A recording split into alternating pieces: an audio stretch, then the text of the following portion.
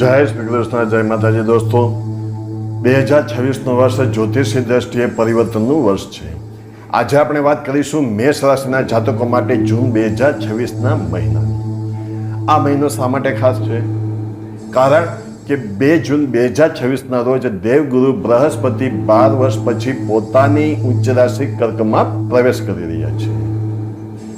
નમસ્કાર દર્શક મિત્રો, આજે આ વિડીયોમાં આપણે તમારા સંબંધો, આવક, શિક્ષણ, સ્ત્રી જીવન અને વ્યાવસાયિક જીવનની ઊંડી ચર્ચા કરીશું. સાથે જ જાણીશું કે શનિની સાડાસાતીમાં કેવી રીતે સાવધ રહેવું. મિત્રો, જૂન મહિનાની સૌથી મોટી ઘટના ગુરુનું રાશિ પરિવર્તન છે. 2 જૂને ગુરુ તમારા ચોથા ભાવમાં પ્રવેશ કરશે, જે સુખ, મકાન અને વાહનનો ભાવ છે. શનિદેવ આખું વર્ષ તમારા 12મા ભાવમાં રહેશે, જે સાડાસાતીનો પ્રથમ તબક્કો એટલે કે વ્યય શનિ સૂચવે છે.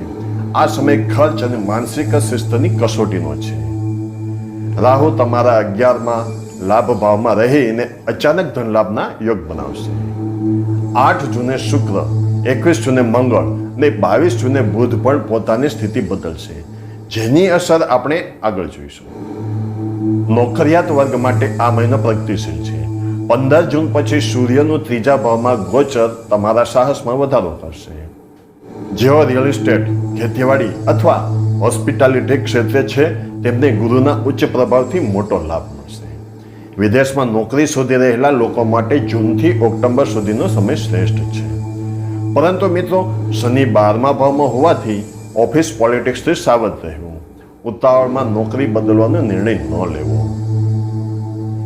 રાહુ 11મા ભાવમાં હોવાથી આવકના 1 થી વધુ સ્ત્રોત ઊભા થશે. જૂન મહિનામાં વારસાગત સંપત્તિ અથવા જૂના રોકાણમાંથી ફાયદો થવાની પૂરી શક્યતા છે. પરંતુ યાદ રાખજો, શનિ તમારા ખર્ચમાં પણ વધારો કરશે. બિનજરૂરી મોજ શોખ પાછળ ખર્ચ ટાળવો. પ્રોપર્ટી અથવા સોનામાં રોકાણ કરવા માટે 17, 22 અને 25 જૂન શ્રેષ્ઠ તારીખો છે. ચોથા ભાવમાં ઉચ્ચના ગુરુનું આગમન એટલે ઘરમાં શાંતિ. માતા સાથેના સંબંધો સુધરશે અને તેમને સ્વાસ્થ્યમાં રાહત મળશે. નવું ઘર અથવા ગાડી ખરીદવાના મજબૂત યોગ જૂન મહિનામાં બની રહ્યા છે. 21 જૂન પછી વાણીમાં થોડી ઉગ્રતા આવી શકે છે, કારણ કે મંગળ બીજા ભાવમાં આવશે. પરિવારમાં દલીલબાજી ટાળવી. અપરિણિત જાતકો માટે લગ્નના પ્રસ્તાવ આવી શકે છે. જેઓ રિલેશનશિપમાં છે તેઓ જૂન મહિનામાં કોઈ મોટો નિર્ણય લઈ શકે છે. 24 થી 25 જૂન વચ્ચે પતિ પત્ની વચ્ચે ઉત્તમ તાલમેલ જોવા મળશે. કેતુ 5મા ભાવમાં હોવાથી બાળકોના ભવિષ્યને લઈને થોડી ચિંતા રહી શકે છે. વિદ્યાર્થીઓ માટે 19 થી 21 જૂનનો સમય અત્યંત ફળદાયી છે. આ સમયે આપેલી પરીક્ષામાં સફળતાના યોગ છે. ઉચ્ચ શિક્ષણ માટે વિદેશ જવા ઈચ્છતા વિદ્યાર્થીઓને 22 જૂન પછી સારા સમાચાર મળી શકે છે. એકાગ્રતા વધારવા માટે આ મહિને મેડિટેશન જરૂર કરવું, કારણ કે શનિની દ્રષ્ટિ ક્યારેક આળસ લાવી શકે છે. મેષ રાશિની મહિલાઓ માટે આ મહિને આત્મસન્માનમાં વધારો થશે. કાર્યક્ષેત્રે નવી જવાબદારી મળી શકે છે. 21 જૂનથી 22 ઓગસ્ટ વચ્ચે દાંત અને ગળાના સ્વાસ્થ્યનું ખાસ ધ્યાન રાખવું.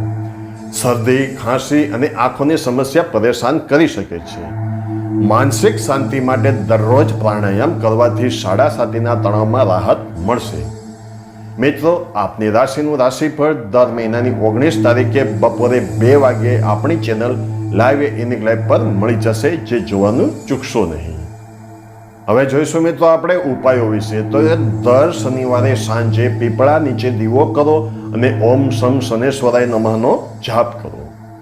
હનુમાન ચાલીસા અને સુંદરકાંડના પાઠ કરવાથી સાડાસાતીની પીડામાં રાહત મળશે.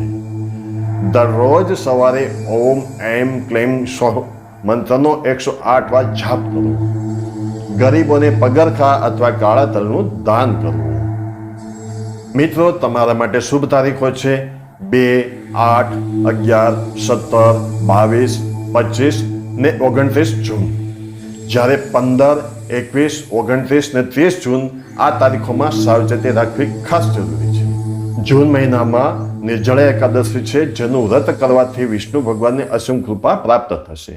મિત્રો, આ મહિનો તમારી ઉર્જાનો સાચી દિશામાં ઉપયોગ કરવાનો છે. ધૈર્ય રાખશો તો સફળતા ચોક્કસ મળશે. વિડીયો ગમ્યો હોય તો લાઈક કરો અને સબસ્ક્રાઈબ જરૂર કરજો.